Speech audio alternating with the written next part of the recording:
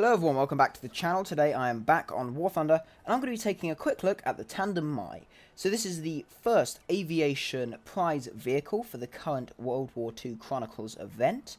It is a rank 1 Soviet vehicle with a rating of 2.0. Now the first thing you may notice is its strange design. The tail is very stretched and the rudder is on the top and bottom of the tailplane. So rather strange design there. It is an attack aircraft, so that might explain the sort of weird design.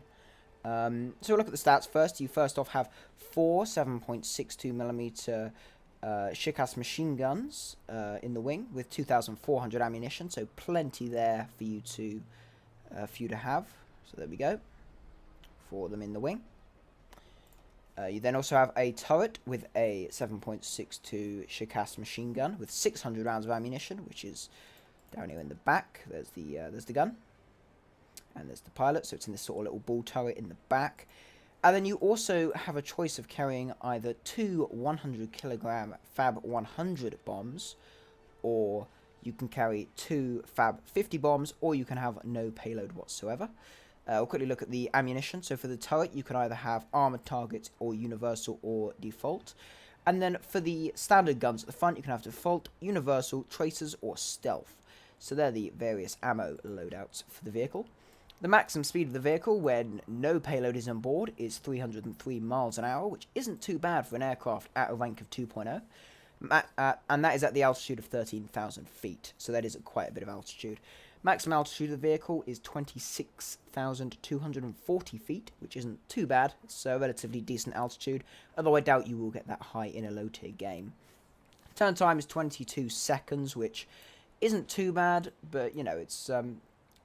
I would say from doing a few test flights in it, it does feel like a very heavy aircraft, as I expect it would. The rate of climb is 10.6 meters per second. If we compare it with something like the Lag 335, that's got a rate of climb of 13.8. So it is less than a sort of fighter aircraft, although one that would be expected because it's a lot bigger and bulkier, but also it's an attack aircraft, it's a lot heavier, it's not really designed to climb. And the takeoff run is 1,640 feet, which is quite a bit for a low-tier vehicle.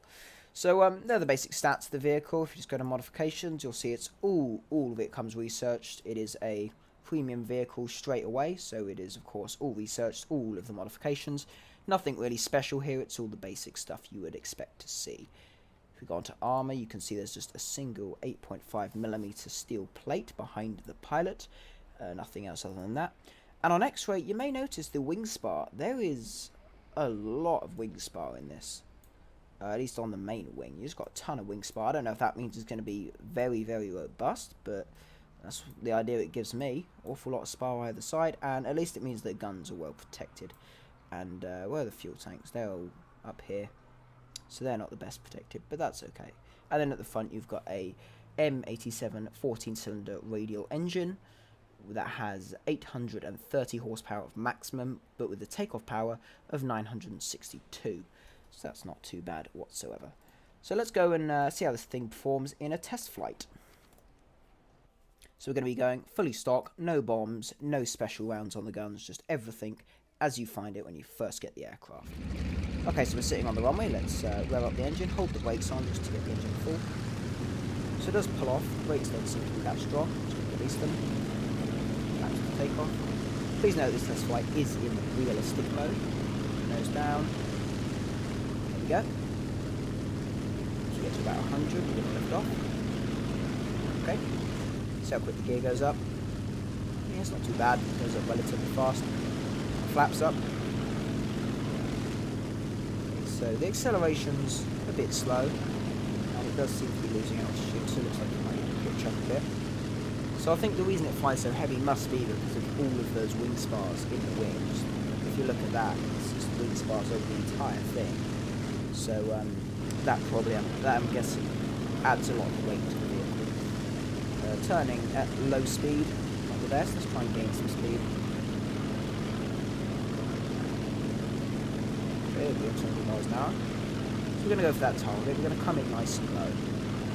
See how this thing goes at low level. Ground pounding.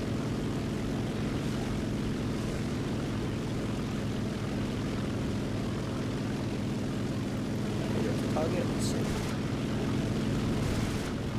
There we go. destroyed. So having the 4 guns will definitely mean that you can take out targets quite quick, as well as them lasting for quite a long time, as you can see here. That's pretty good. So it seems that when we're at a bit of speed, the aircraft's maneuverability isn't too bad for an attacker. It's, I would say this feels about the same as the Su-2 attack aircraft. It looks relatively similar, only with shorter wings, of course. The wings, it sort of, to me, looks like they've taken the main fuselage section of the Su-2, put on a small turret from sort of a DB4 or something, and then they've just put on the wings of sort of look like a Lag-3 wings or LA-5, and they've just made something up with the tail. That's what it just looks like, a mix of Soviet aircraft, but it's quite an interesting design, so I'm not really going to complain. Nice thing to add to the collection. And as you can see, the maneuverability isn't too bad. It does unfortunately lose speed quite fast when you pull up, although that's not bad. And now the bombs though, you don't lose too much speed when the bombs are on the aircraft, because they don't go on the outside. As you can see there, we've got a little bomb bay, so when you do have the bombs equipped, you can't take many, but if you do have them, they're in the bomb bay, so there's less drag on the outside of the aircraft, and you can fly faster. Anyway though, so what I'll do now is I'll just sort of get it ready for an approach. We'll quickly look at the turret, see the angle this can do. Okay, so that's, it can aim over there, slightly in front of the pilot. Also aim over there. Aim down. No. Up. That's as high as it can go. Okay. That's not too bad. Turret doesn't seem too bad at all. Got good traverse for the turret. Let's look at the cockpit of the aircraft. So of course the cockpit does open and close. Now you do actually have some real visibility, which is good for simulator. You can see backwards quite a bit thanks to those windows. Cockpit design looks relatively nice. Of course you've got the triggers, all that sort of stuff. It does look very nice in here, well detailed, and visibility is absolutely brilliant if people were wanting to fly this in simulator. And you have good visibility for the aiming, for the gun aiming sort of mirror. Do that. So let's go around and land the aircraft. So there's the runway out there. Just going to sort of zoom in and do a quick deceleration. See how fast we can get this going straight away. So this aircraft does have WEP, which is quite good for just those sort of emergency situations where you get a bit more power. A lot of low-tier Soviet aircraft don't. The Lag-3s don't, all that sort of stuff. So it's good that this does. Just gives you a bit more boost. So as you can see, it is quite slow. It is only 2.0 though, so it's likely most of the time you will be facing biplanes, where hopefully it won't be performing too bad. Okay, so I'm going to decelerate. Let's see how fast it slows down. Not too quickly, but I can't see this being a very good glider if your engine runs out. We're down, flaps landing.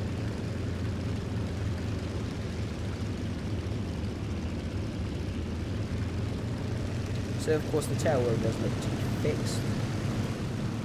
Doesn't seem to go up or anything. Okay, slow pitch up. Power off, just let it fall. There we go, down on the ground. So I'm going to turn the engine off there. So there we go, that was the Tandem MAI, the new Soviet Tier 1 wear vehicle from the WW2 Chronicles event. Overall, it looks like a fun little aircraft. I will be putting up a game in it over the next few days on my channel, and also expect a test flight and overview, as well as a game in the M18E2, I believe it is, Boarhound, the American prize tank, the armoured car. But anyway, thanks a lot for watching the video. If you did enjoy or found it informative, please leave a like, maybe even subscribe to the channel. If you do, that would be absolutely brilliant. Anyway, thanks again for watching, and I'll see you next time.